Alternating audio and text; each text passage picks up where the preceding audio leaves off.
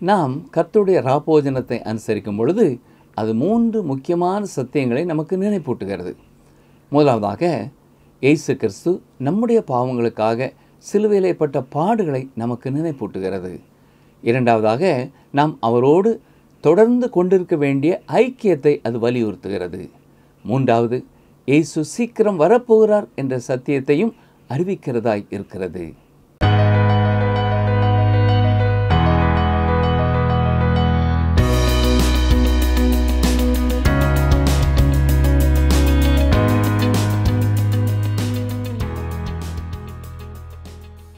வேத ஆராய்ச்சி நேயர்களை இயேசு கிறிஸ்துவின் இன்ப நாமத்தினாலே வாழ்த்தி வரவேற்கிறோம்.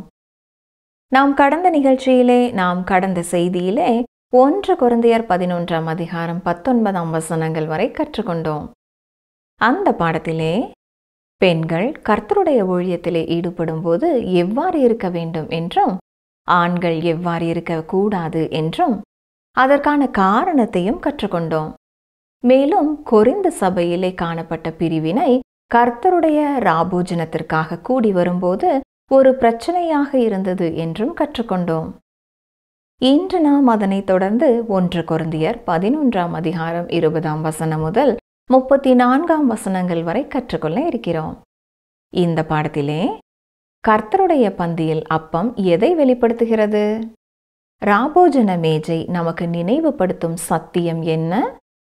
கர்த்தருடைய ராபோஜனத்தை நிதானித்து அறிவது என்றால் என்ன என்பதை ஆழமாக கற்றுக்கொள்ள உங்களை அன்புடன் அழைக்கிறோம். கர்த்தருடைய வார்த்தைக்கு கருத்தோடு காத்திருக்கிற அருமையான சகோதரனை சகோதரியே, இந்நாட்களிலே வேத ஆராய்ச்சி நிகழ்ச்சியிலே 1 கொரிந்தியர் நிறுவத்தை கற்று வருகிறோம்.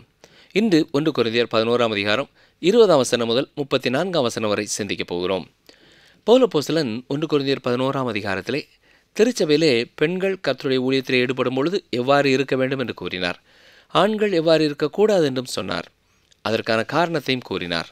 மட்டுமல்ல, கொரிந்து சபையிலே காணப்பட்ட பிரிவினை எப்படி கர்த்தருடைய ராப்போஜனத்திற்காக கூடி வரும்பொழுதும் ஒரு பிரச்சனையாக இருந்தது என்பதை குறித்து பேச ஆரம்பிக்கிறார். கொரிந்து சபையிலே கர்த்தருடைய ராப்போஜனத்தை அவர்கள் பெற்றுக்கொள்ளும் முன்பதாக அங்கே ஒரு சாப்பாட்டு நேரம் இருந்திருக்கிறது. அவர்களுக்குள்ளே இருந்த பிரிவினையின் காரணமாக அந்த சாப்பாட்டு நேரமும் உண்மையான ஒரு அன்பின் விருந்தாக அனுசரிக்கப்படவில்லை. தொடர்ந்து என்ன நடக்கிறது பாருங்கள். 1 கொரிந்தியர் 11:20, நீங்கள் ஓரிடத்தில் கூடி வரும்போது அவனவன் தன் சொந்த போஜனத்தை முந்தி சாப்பிடுகிறான். ஒருவன் பசியாயிருக்கிறான், ஒருவன் வெறியாயிருக்கிறான். அங்கே என்ன நடக்கிறது என்று புரிந்து கொள்கிறீர்களா? அந்த அன்பின் விருந்திற்கு ஒவ்வொருவரும் தங்கள் உணவை வீட்டிலிருந்து எடுத்துக்கொண்டு ஒரு பொது இடத்திற்கு வந்திருக்கிறார்கள். சபை கூடி வரும் அந்த இடத்திற்கு வந்திருக்கிறார்கள். அப்பொழுது அங்கே ஒரு ஏழையும் வந்திருக்கிறான். அவன் மிக எளிதான கொஞ்சம் உணவுப் பொருளை கொண்டு வந்திருக்கிறான். அவன் பசியாகவும் இருக்கிறான். அவனுக்கு அடுத்ததாக ஒரு செல்வந்தனும் உட்கார்ந்திருக்கிறான். இந்த காலத்து வழக்கப்படி சொல்வோம் என்றால், ஒருவன் கோழி பிரியாணியும் ஐஸ்கிரீமும் கொண்டு வந்திருக்கிறான். ஆனால் தனக்கு அருகிலே பசியோடு இருக்கிற அந்த ஏழைக்கு தன்னுடைய உணவிலே அவன் கொஞ்சமும் கொடுக்கவில்லை. இப்படிப்பட்ட ஒரு சூழ்நிலையிலே அந்த ஐக்கியமானது முறிந்து போய்விட்டது. உண்மையான அன்பில்லாமல் ஐக்கியம் உண்டாக முடியாது. எனவே தான் பவுல் சொல்கிறார் பாருங்கள், வசனம் 21, இப்படி செய்கிறது கர்த்தருடைய ராப்போஜனம் பண்ணுதல் அல்லவே. ஆம், இவ்வாறு செய்கிறது கர்த்தருடைய ராப்போஜனம் அல்ல. இந்த இப்படி என்கிற வார்த்தை சில மூலப்பிரதிகளிலே இல்லை என்று சொல்லப்படுகிறது. இருந்தாலும் பொருள் எந்த விதத்திலையும் இங்கே மாறுபடுகிறதில்லை. அதாவது இவர்களுக்குள்ளே உண்மையான அன்பும் ஐக்கியமும் இல்லாமல் இணைந்து கர்த்தருடைய ராப்போஜனத்தை புசிப்பது கர்த்தரை நினைகூறும்படி செய்கிற ஒரு காரியம் அல்ல. 1 கொரிந்தியர் 11ஆம் அதிகாரம் 22ஆம் வசனம், புசிக்கிறதற்கும் குடிக்கிறதற்கும் உங்களுக்கு வீடுகள் இல்லையா? தேவனுடைய சபையை அசட்டை பண்ணி இல்லாதவர்களை வெட்கப்படுத்துகிறீர்களா? உங்களுக்கு நான் என்ன சொல்லுவேன்? இதை குறித்து உங்களை புகழ்வேனா? புகழேன். இப்படி உண்மையான அன்போடும் ஐக்கியத்தோடும் அந்த உணவு அருந்தும் அந்த ஐக்கிய நேரத்தை அவர்கள் செலவழிக்கவில்லை என்றால் அவர்கள் வீட்டிலேயே தங்கள் உணவை அருந்தியிருக்கலாம். ஆனால் அவர்கள் செய்கிற செயலின் மூலமாக தேவனுடைய சபையை அசட்டை செய்கிறார்கள். இந்த ஐக்கிய விருந்து நேரத்திலே சிலர் குடித்தும் வெறித்தும் இருக்கிறார்கள். அப்படிப்பட்ட மனநிலைமையிலேயும் அப்படிப்பட்ட வாழ்க்கையின் நடக்கைகளின் மத்தியிலேயும் எப்படி கர்த்தருடைய ராப்போஜனத்தை குறித்து அவர்கள் சிந்திக்க முடியும்? எனவேதான் பவுல் சொல்கிறார், இதை குறித்து உங்களை புகழ்வேனோ? புகழேன். நிகழ்ச்சியை கேட்டுக்கொண்டிருக்கிற அருமையான சகோதரனை சகோதரியே, இன்றைக்கு கர்த்தருடைய ராப்போஜனத்திற்கு முந்தி எந்த ஐக்கிய விருந்தும் இருப்பது போல தெரியவில்லை. ஆனால் சில சபைகளிலே கர்த்தருடைய ராப்போஜனத்திற்கு பின்னால் ஐக்கிய விருந்துகள் நடைபெறுகிறது. சில திருச்சபைகளிலே ஆலய பிரதிஷ்டை பண்டிகைக்கும் ஆலய பிரதிஷ்டைக்கும் அல்லது மற்றொரு குறிப்பிட்ட நாளிலேயும் விருந்து செய்யப்படுகிறது. ஆனால் இவை எல்லாவற்றின் மத்தியிலேயும் திருச்சபைகளிலே ஒருவரோடு ஒருவர் கொள்ள வேண்டிய அன்பும் ஐக்கியமும் இருக்கிறதா என்பதை குறித்து நாம் சிந்திக்க வேண்டும்.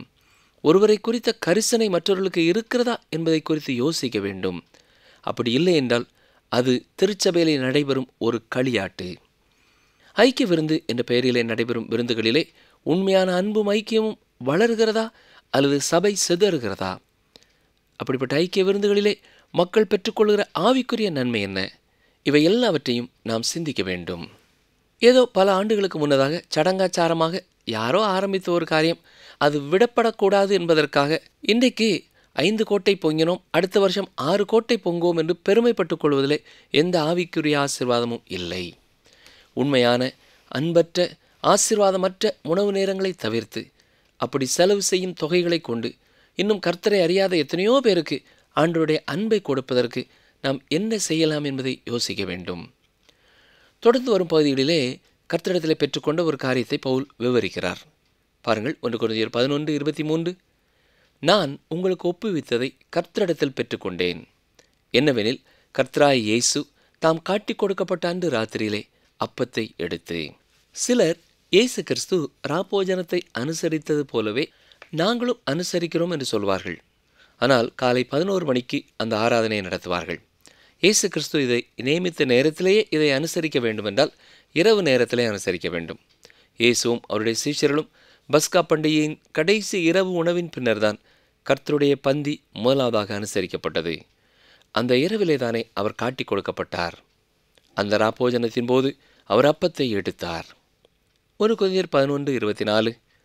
ஸ்தோத்திரம் பண்ணி அதை பிட்டு, நீங்கள் வாங்கி புசியுங்கள், இது உங்களுக்காக பிற்கப்படுகிற என்னுடைய சரீரமாயிருக்கிறது, என்னை நினைவு கூறும்படி இதை செய்யுங்கள் என்றார். பவுல் மேல் வீட்டறையிலே இல்லை. இந்த நேரடியான வெளிப்பாட்டை கர்த்தரிடத்திலிருந்தே அவர் பெற்று கொண்டிருக்கிறார். அந்த இரவில்தான் தீமையின் சக்திகள் இரட்சகரை அழிக்க வந்தது.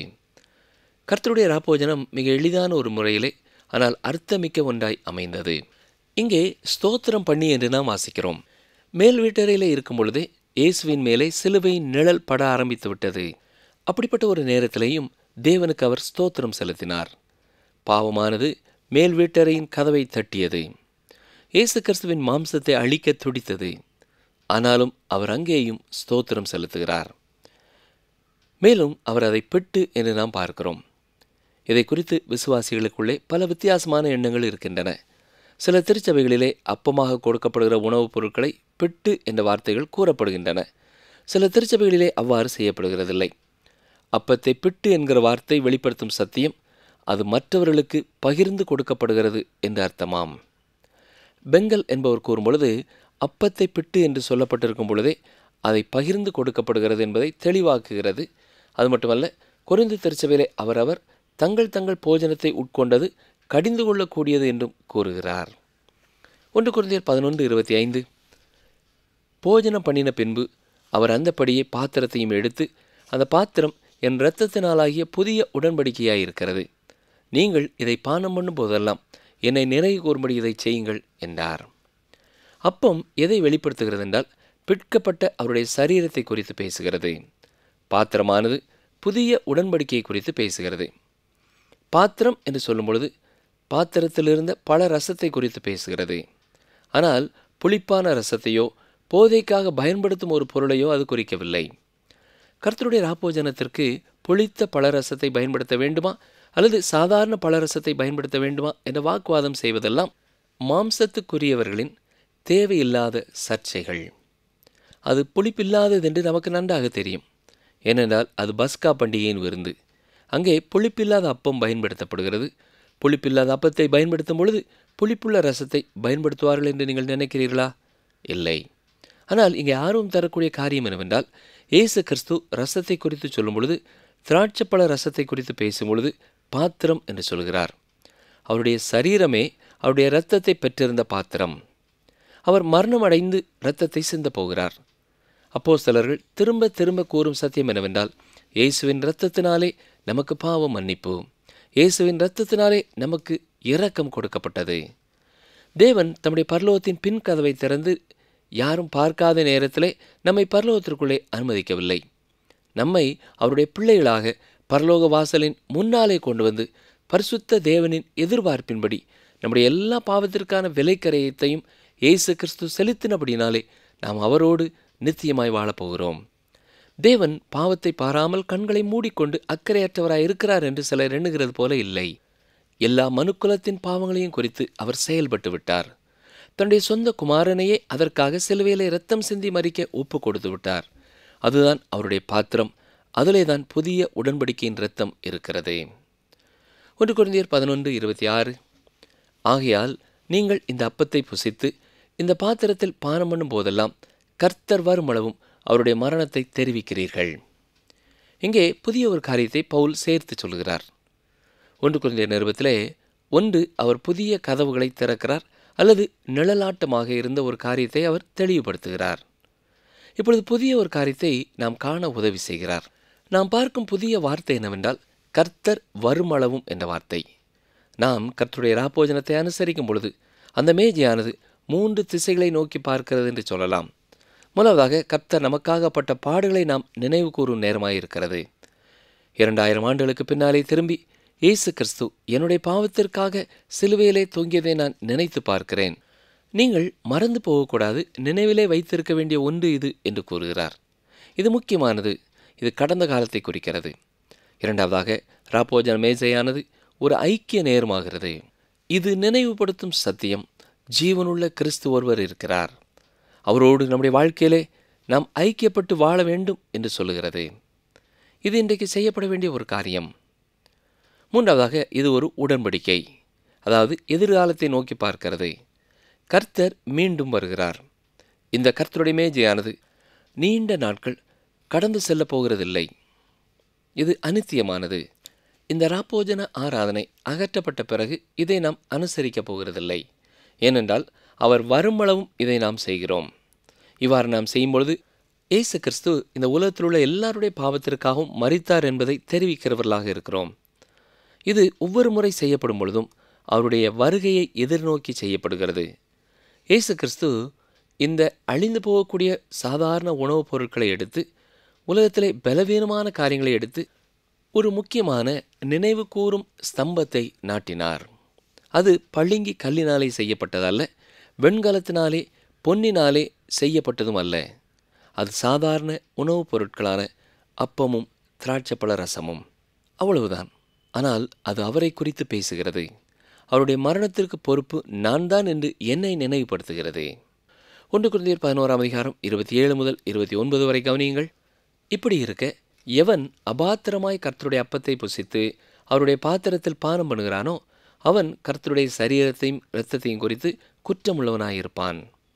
எந்த மனுஷனும் தன்னைத்தானே சோதித்து அறிந்து இந்த அப்பத்தில் புசித்து இந்த பாத்திரத்தில் பானம் பண்ண கடவன். என்னத்தினாலெனில் அபாத்திரமாய் போஜனபானம் பண்ணுகிறவன் கர்த்தருடைய சரீரம் என்னதென்று நிதானித்து அறியாததினால் தனக்கு ஆக்கினை தீர்ப்பு வரும்படி போஜனபானம் பண்ணுகிறான். 29ஆம் வசனத்திலே கர்த்தருடைய சரீரம் இன்னதென்று நிதானித்து அறியாததினால் என்று வாசிக்கிறோம். திருச்சபை வரலாற்றை நாம் பார்க்கும் பொழுது இந்த கர்த்தருடைய ராப்போஜனத்தின் அர்த்தத்தை குறித்து பல பிரச்சனைகள் இருந்திருக்கிறது. கர்த்தருடைய ராப்போஜனத்தை நிதானித்து அறிவது என்றால் என்ன? சில திருச்சபைகளிலே இந்த உணவு பதார்த்தங்கள் இயேசுவின் சரீரமாக மாறுகிறது என்று சொன்னார்கள். திராட்சரசம் இயேசுவின் இரத்தமாக மாறுகிறது என்று சொன்னார்கள். இது உண்மை என்றால் அதை உட்கொள்வது மாம்சத்தையும் இரத்தத்தையும் புசிப்பதற்கு இணையாகிறது. ஆண்டவருக்கு ஸ்தோத்திரம், இந்த உணவு பதார்த்தங்கள் அப்படி மாறுகிறதில்லை. அது அப்பமாகவும் திராட்சை ரசமாகவே இருக்கிறது. அப்படி என்றால் எப்படி கர்த்தருடைய ராபோஜனத்தை நிதானித்து அறிவது? இரண்டாவதாக சுவிட்சர்லாந்தை சேர்ந்த சீர்திருத்த தலைவர் சுங்கிலி என்பவர் இது வெறும் அடையாளம்தான் என்று கூறினார். ஆனால் பிரியமானவர்களே, இது வெறும் அடையாளத்தை விட மேலானது. இப்பொழுது நாம் எம்மாவுக்கு போகிற சாலைக்கு செல்வோம். இதை குறித்து லூக்கா 23ஆம் அதிகாரத்திலே வாசிக்கிறோம். கர்த்தருடைய சரீரம் இன்னது என்று நாம் அப்பொழுது நிதானித்து அறியலாம்.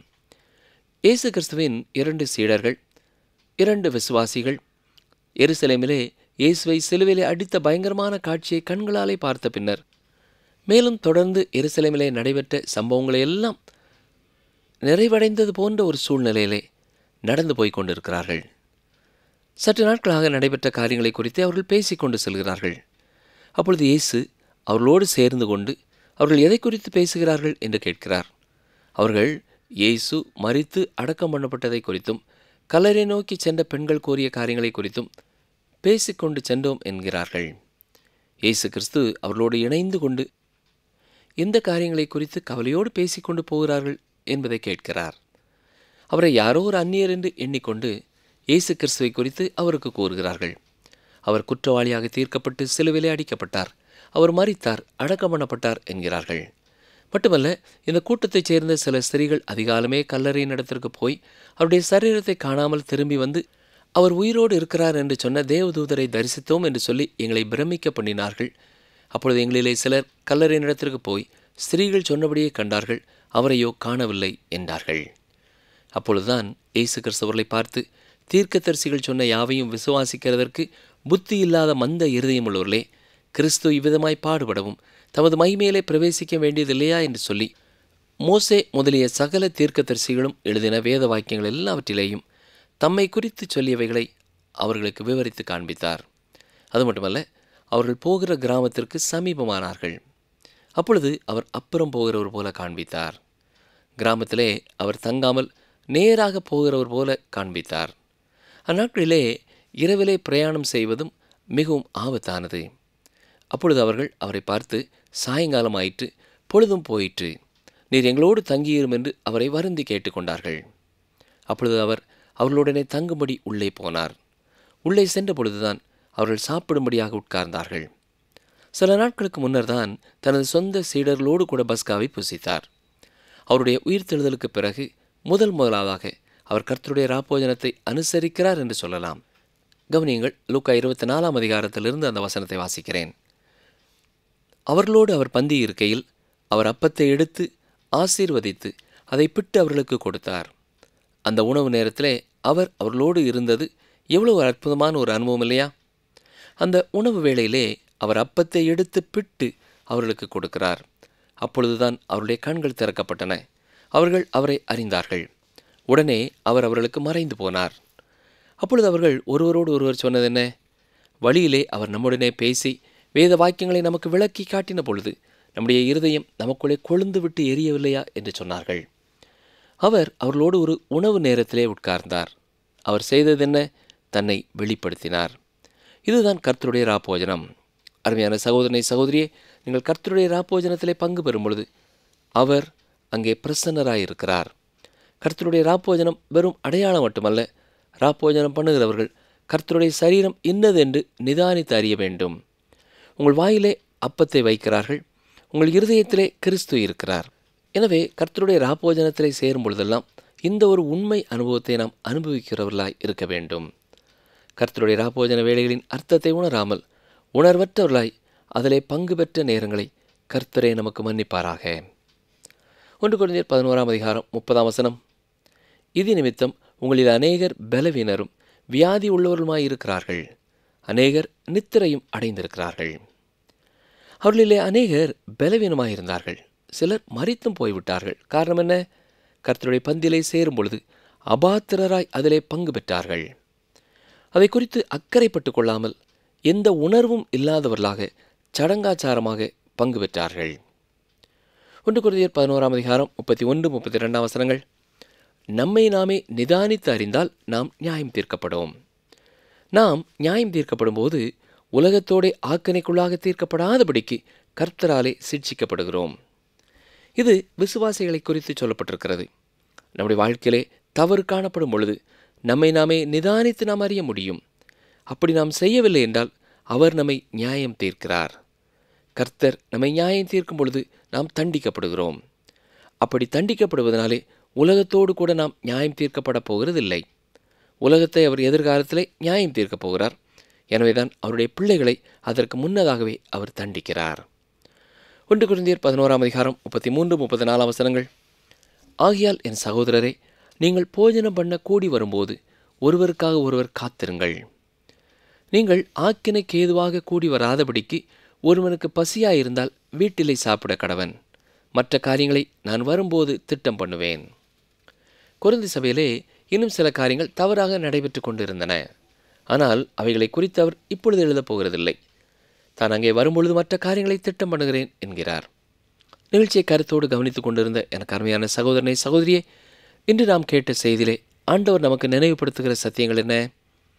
திருச்சபையிலே ஐக்கிய விருந்துகள் இருக்கும் என்றால் அது அர்த்தமுள்ள ஐக்கிய நேரங்களாக இருக்க வேண்டும். அவரவர் தங்கள் ஆகாரங்களை கொண்டு வர வேண்டும். அதை அன்பின் நிமித்தமாக மற்றவர்களோடு பகிர்ந்து கொள்ள வேண்டும். ஒருவருக்கொருவர் உள்ள அன்பை பகிர்ந்து கொள்ளும் நேரம்தான் அது. அது ஒரு சடங்காச்சாரமாகவோ ஒரு கேளிக்கையாகவோ மாறக்கூடாது. இப்படிப்பட்ட நிகழ்ச்சிகள் மூலமாக உண்மையான அன்பு வளரும் என்றால் ஆண்டவருக்கு ஸ்தோத்திரம். இல்லை என்றால் ஒவ்வொரு வருடமும் இதனால் பிரச்சனைகள் தான் வருகிறது என்றால் அப்படிப்பட்ட விருந்து நேரங்களை தவிர்த்துவிட்டு அசனத்தை நிறுத்திவிட்டு திருச்சபையிலே உண்மையான ஐக்கியத்தை குறித்து சிந்திக்க வேண்டியவர்களாக இருக்கிறோம்.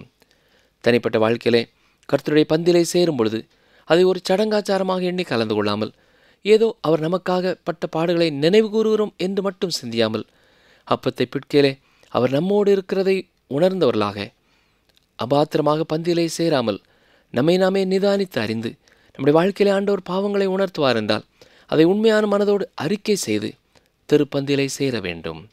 அப்படி இல்லை என்றால் கர்த்தர் நம்மை சிட்சிப்பார் என்று வேதம் சொல்லுகிறது. ஜெபிப்போமா. எங்களை நேசிக்கிறீங்கள் அன்பின் ஆண்டவரே, இன்றைக்கும் நாங்கள் கற்றுக்கொண்ட உடைய வசனங்களுக்கு உமக்கு ஸ்தோத்திரம் செலுத்துகிறோம். என்னுடைய வாழ்க்கையிலே திருச்சபையில் உள்ள மக்களோடு கூட உண்மையான அன்போடும் உண்மையான ஐக்கியத்தோடும் ஒவ்வொரு நாளும் நாங்கள் வாழ கிருபை செய்யும். எங்கள் திருச்சபைகளிலே இருக்கிற பகை உணர்வுகள், பிரிவினைகள் எல்லாவற்றையும் உம்முடைய திரு இரத்தத்தினாலே நீர் கழுவி சுத்திகரித்து உம்முடைய பரிசுத்த ஆவியானவரின் உண்மையான ஐக்கியத்தை ஏற்படுத்த வேண்டும் என்று ஜெபிக்கிறோம். எங்கள் தனிப்பட்ட வாழ்க்கையிலே உம்முடைய திருப்பந்திலே சேரும் போதெல்லாம் நீர் எங்களோடு பிரசன்னராயிருக்கிறீர் என்பதை உணர்ந்து எங்களை நாங்களே நிதானித்து அறிந்து அதிலே பங்கு பெற உதவி செய்யும். உம்முடைய திருப்பந்தியிலே அக்கறை இல்லாமல் கலந்து கொண்டபடினாலே சிட்சிக்கப்பட்டு கொண்டிருக்கிற யாராவது இப்பொழுது இந்த வார்த்தைகளை கேட்டுக்கொண்டு இருப்பார்கள் என்றால் ஆண்டவரே, நீரே அவர்களை பூரணமாய் மன்னித்து சீக்கிரமாக இந்த சிட்சையிலிருந்து அவர்களை நீர் மீட்டுக்கொள்ள வேண்டும் என்று நாங்கள் ஒருமனப்பட்ட இதயத்தோடு ஜெபிக்கிறோம் ஐயா. எங்கள் ஜெபத்தை கேட்டதற்காக உமக்கு ஸ்தோத்திரம். தொடர்ந்து நீர் எங்களை வழிநடத்துவீர், உமக்கு ஸ்தோத்திரம். இயேசு கிறிஸ்துவின் நாமத்தினாலே வேண்டிக் கொள்கிறோம் பிதாவே, ஆமேன். அன்பர்களே, இந்த நாளிலும் நாம் கற்றுக்கொண்ட சத்தியங்களில் சிலதை சற்று ஞாபகப்படுத்திக் கொள்வோம். திருச்சபையிலே ஐக்கிய விருந்துகள் இருக்கும் என்றால் அது அர்த்தமுள்ள ஐக்கிய நேரங்களாய் இருக்க வேண்டும். கர்த்தருடைய பந்தியிலே சேரும்போது அதை ஒரு சடங்காச்சாரமாக எண்ணி கலந்து கொள்ளாமல், ஏதோ நமக்காகப்பட்ட பாடுகளை நினைவு கூறுகிறோம் என்று மட்டும் சிந்தியாமல், அப்பத்தை பிட்கையிலே அவர் நம்மோடு இருக்கிறதை உணர்ந்தவர்களாக நம்முடைய வாழ்க்கையிலே ஆண்டவர் பாவங்களை உணர்த்துவார் என்றால் அதை உண்மையான மனதோடு அறிக்கை செய்து திருப்பந்தியிலே சேர வேண்டும். அப்படி இல்லை என்றால் கர்த்தர் நம்மை சிட்சிப்பார். நியாயம் தீர்க்கப்படும் போது நாம் உலகத்தோடு ஆக்கினைக்குள்ளாக தீர்க்கப்படாதபடிக்கு கர்த்தராலே சிட்சிக்கப்படுகிறோம். மீண்டும் அடுத்த நிகழ்ச்சியிலே சந்திப்போம். கர்த்தர் உங்களை ஆசீர்வதிப்பாராக. தமக்கு காத்திருக்கிறவர்களுக்கும் தம்மை தேடுகிற ஆத்துமாவுக்கும் கர்த்தர் நல்லவர். புலம்பல் 3:25.